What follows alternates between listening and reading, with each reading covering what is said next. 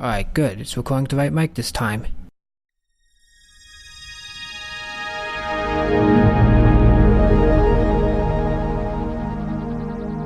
Alright, let's talk about the Climb version 2, boys. But before I get into it though, let's just get the elephant out of the room. Yes, this map, the Climb version 2, is heavily inspired by my Giant Steps map. Yeah, that one, the one Crown keeps hosting. I know people are gonna be turds and call this a ripoff like, duh, this is some fucking shit. But I personally think it's kind of awesome that people are inspired by my maps to make their own maps and build upon the ideas that I've set. And the Climb version 2 is a perfect example of that. So for the sake of this video, let's just forget that Giant Steps exists. And let's just go into the Climb version 2, because that's what the video is about. When making a parkour map, it is rather tricky to balance the aesthetics and the parkour part of the map. Oftentimes, maps turn out to be either bland corridors of hardcore rage-inducing parkour, or they wind up being trippy walking simulations with some occasional basic jumps and maybe a single wall running section. But if you balance the two correctly, which is no small feat, let's be real, you can create a map in which not only the aesthetics and the challenges are good, but they actually work together to create somewhat of a polished, fun, and immersive experience, or at least as immersive as Krunker allows. One such map that manages to strike this balance quite well is the Climb version 2. It's a parkour map that features pastel colors, cliffs, and a very tall tower off to the side. As you start the climb, you're greeted by good luck signs, and the first few jumps are unsurprisingly pretty much impossible to miss, just like every other map. Then over time, it gets pretty difficult, and although it's not the hardest map in the world, it's still a pretty tough challenge. I mean, the difficulty curve is nothing really special. However, unlike most parkour maps, it is a lot more open and loose in the directions you have to go, and at any point there is a very good possibility of having to start the whole map over again if you screw up.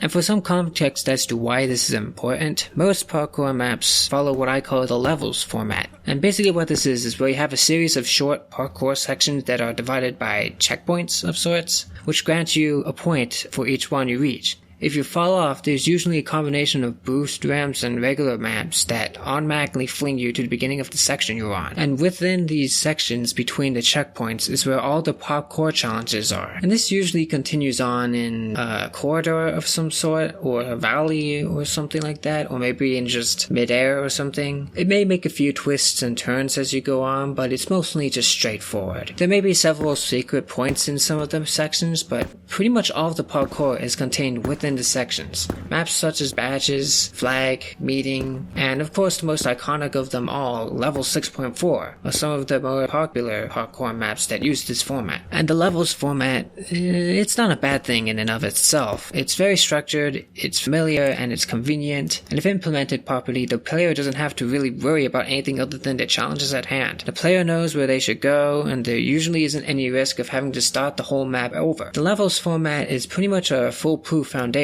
for making parkour maps that focus on testing player skills to the max. But in its basic form, this format is also kind of bland. While it can be fun to challenge and test yourself in this way from time to time, most of these levels maps don't really offer much along the lines of an experience. As a matter of fact, they often feel limited, repetitive, and strictly linear, kind of like those exams you took back in school. It also doesn't help that literally every other parkour map out there follows this format. But with the Climb version 2, even though it's linear and broken up to sections, the map is more like an actual adventure rather than just another cookie-cutter levels map. For one, the parkour challenges are more out of the box and more open. There are points where you not only get on top of the cliffs, but you also scale the sides of the cliffs, you go inside a tower, climb a tree, and many other things. And the general direction isn't just straightforward, but rather it's upwards and around. But the reason why this map is pretty fun is because, well, it makes you feel like you're climbing. The higher you get, the better off you are.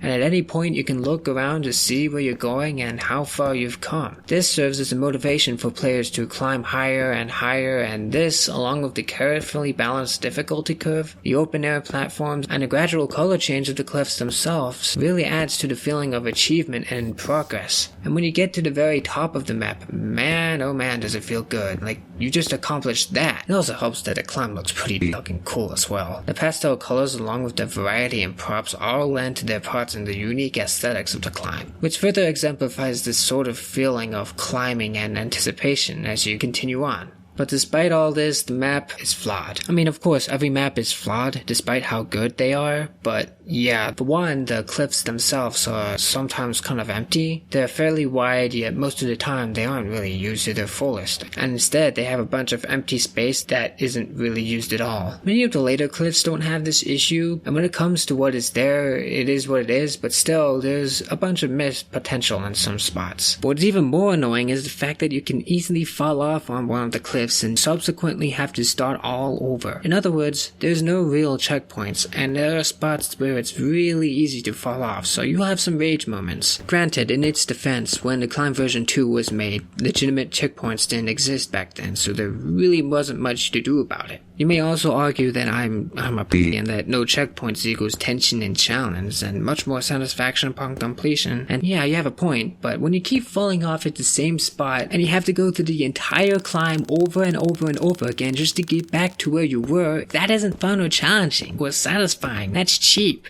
And it's infuriating, like, I don't get a second chance. But the Climb version 2, despite its flaws, is still really fun. More ambitious than your average level spin-off. Many people seem to forget that parkour is built around exploration, freedom, and getting places while looking cool doing so. And the Climb version 2 does a really good job of catching the same ideas, and it is nothing short of an adventure. Now, if excuse me, I gotta add some checkpoints into giant steps now they exist.